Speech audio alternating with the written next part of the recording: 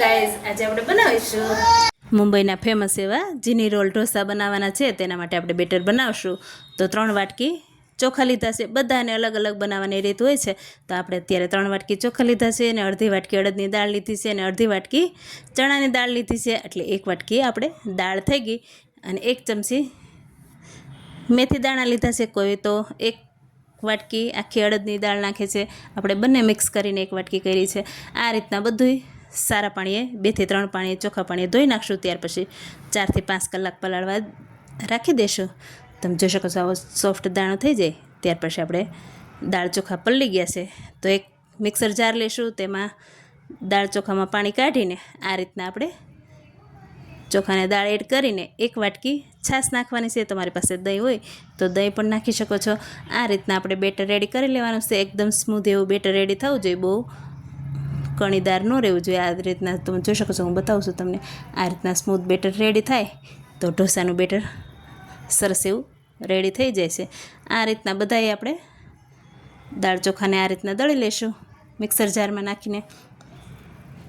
આ બીજો પાર્ટ પણ દળી લીધો છે, બધું દળાઈ ગયું છે। 8-10 કલાક આપણે ફર્મેટ થવા રહેવા દીધું છે ઓવરનાઇટ। ત્યાર પછી તમે એક સ્કીપ થઈ ગયું છે, મારાથી નથી બતાવવાનું, એટલે એક વાસણમાં લઈ લીધું છે બેટર અને ઢોસા પાથરા છે। આપણે નોનસ્ટિક પેન છે મારી પાસે, તો તેમાં આપણે ઢોસા પાથરી દેવાના છે। અત્યારે લોખંડની જે લોઢી આવે છે તે પણ સરસ આવે છે, જીની રોલ બનાવવા માટે સ્પેશિયલ સરસ એ લોઢી આવે છે, તે મારી પાસે નથી, અત્યારે નોનસ્ટિક પેનમાં બનાવી છે। તો 1 ગાજર છીણી લીધું છે, તે એડ કરેલું છે। થોડી ડુંગળી, થોડી કોબી, થોડું કેપ્સિકમ, થોડું ટમેટું, જે વેજીટેબલ તમારી જોડે હોય તે એડ કરી શકો છો। આદુ લસણની પેસ્ટ એડ કરી છે। શેઝવાન સોસ એડ કરેલો છે 1 ચમચી, લાલ મરચું પાવડર એડ કરેલો છે, પાવભાજીનો થોડો એવો ગરમ મસાલો એડ કરેલો છે, થોડું મીઠું એડ કર્યું છે, 1 ચમચી સોસ એડ કરેલો છે, કેચઅપ અને બટર એડ કરીશું। આ રીતના બધું મિક્સ કરી લેશું। જો તમે મુંબઈમાં જાઓ અને આ રીતના લારીમાં બનાવતા હોય છે જીની રોલ, તો આ રીતના આપણે બનાવી લેશું। બધું શાકભાજી આપણે મિક્સ થઈ જાય ત્યાર પછી આપણે વચ્ચે સરસ એવું રાખી દઈશું। આ રીતના બટર ને બધું શાકભાજી જોડે મિક્સ થઈ જાય ત્યાર પછી વચ્ચે રાખીને થોડું માયોનીઝ એડ કરશું। માયોનીઝ ઓપ્શનલ છે, જો તમારે નાખવું હોય તો નાખી શકો છો, અત્યારે મેં એડ કરેલું છે। આ રીતના બધું શાકભાજી મિક્સ કરીને થોડી વાર આપણે કૂક થવા દેશું। 2 મિનિટ આપણે ચડવા દઈએ એટલે શાકભાજીની જે કચાશ હોય એ થોડી ઓછી થઈ જાય છે। એ માટે આપણે કોઈ પણ ડીશ ઢાંકીને વચ્ચે રાખીને 2 જ મિનિટ ઢાંકી દેશું, એટલે સરસ આપણો ઢોસો પણ શેકાઈ જશે ફરતી કોર અને શાકભાજી પણ ચડી જશે। આ રીતના આપણે 2 મિનિટ રાખીશું। તમે જોઈ શકો છો સરસ એવું શાકભાજી કૂક થઈ ગયું છે।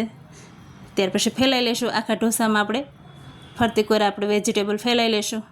બધો મસાલો આપણે એડ કરેલો છે તે ફરતી કોર સરસ ફેલાઈ લેશું। ત્યાર પછી આપણે થોડું એવું ઉપરથી ચીઝ, તમે જેવું પસંદ કરતા હોય એ રીતના ચીઝ એડ કરી શકો છો। આ રીતના ચીઝ નાખવાથી બાળકોને વેજીટેબલ પણ ભાવે છે અને બધું ચીઝ હોય એટલે સરસ એવું ખાઈ લેશે। તમે જોઈ શકો છો આ રીતના કટ મારીને ઢોસાને વાળી લેવાના હોય છે। તો મારે નોનસ્ટિક પેન છે એટલે મેં આખો જ ઢોસો વાળી લીધો છે, કટ નથી કર્યો, પછી હું કટ કરીને તમને બતાવીશ। આ રીતના આપણે બીજા ઢોસાની પ્રોસેસ પણ બતાવી દઈશ। બટર એડ કર્યું છે, થોડી ડુંગળી, થોડી ગાજર ખમણેલું છે, થોડી કોબી છે, થોડી શેઝવાન સોસ, કેચઅપ, લાલ મરચું પાવડર, લસણ આદુની પેસ્ટ, માયોનીઝ થોડું એડ કરેલું છે, થોડો ગરમ મસાલો પાવભાજીનો એડ કરેલો છે, થોડું એવું મીઠું એડ કરેલું છે। બધું આ રીતના શાકભાજી આપણે મિક્સ કરી લેશું। તમે જોઈ શકો છો સરસ એવું શાકભાજી મિક્સ થઈ જાય। જેમ આપણે પહેલી પ્રોસેસ કરી હતી એ જ રીતના આપણે બીજી પણ પ્રોસેસ કરી લેશું અને આ ફેલાવી લેશું। આખા ઢોસામાં મસાલો ફેલાવી લેશું થોડી વાર ચડવા દઈને અને ચીઝ ઉપરથી ચીઝ એડ કરીશું। આ રીતના થોડા એવા ધાણા ઉપરથી ગાર્નિશિંગ કરીશું અને આખો ઢોસો વાળી લેશું। તમે કટ પણ લોખંડની લોઢી હોય તો કટ પણ કરી શકો છો, અત્યારે આપણે નોનસ્ટિક પેન છે એટલે કટ નથી કરતા। આ રીતના તમને પછી કટ કરીને બતાવો। આખો ઢોસો વાળી લીધો છે। આ રીતના રોલ વાળીને તમને કટ કરીને બતાવીશ। આ રીતના કટ કરી લેવાના છે। 3 ભાગમાં આપણે પીસીસ કરી લેશું।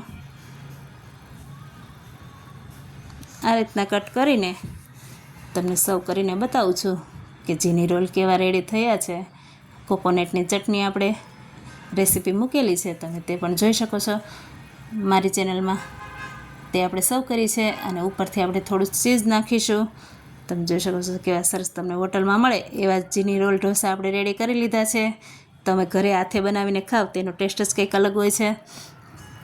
અનહાઇજેનિક બહારનું ખાવું એ કરતાં ઘરે બાળકોને આ રીતના બનાવીને ખવડાવશો, ખૂબ જ ટેસ્ટી બને છે. એકવાર જરૂર ટ્રાય કરજો. જો મારા વિડીયો ગમે તો લાઇક, શેર અને સબસ્ક્રાઈબ કરજો. Thank you.